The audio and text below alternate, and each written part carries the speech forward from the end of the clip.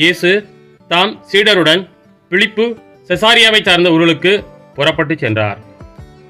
வழியில் அவர் தம் சீடரை நோக்கி, நான் யார் என மக்கள் சொல்கிறார்கள் என்று கேட்டார். அதற்கு அவர்கள் அவரிடம், சிலர் திருமுழுக்கு யோவான் எனவும், வேறு சிலர் எலியா எனவும், மற்றும் சிலர் இறைவாக்கினருள் ஒருவர் எனவும் சொல்கின்றனர் என்றார்கள். ஆனால் நீங்கள் நான் யார் என சொல்கிறீர்கள் என்று அவர்களை கேட்க, பேதுரு மறுமொழியாக, நீர் மெசியா என்று உரைத்தார்.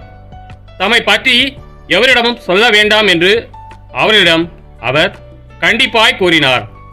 மானிட மகன் பலவாறு துன்பப்படவும், மூப்பர்கள், தலைமை குருக்கள், மறைநூல் அறிஞர்கள் ஆகியோரால் உதறி தள்ளப்பட்டு கொலை செய்யப்படவும், 3 நாள்களுக்கு பின் உயிர்த்தெழவும் வேண்டும் என்று இயேசு அவர்களுக்கு கற்பிக்கத் தொடங்கினார்.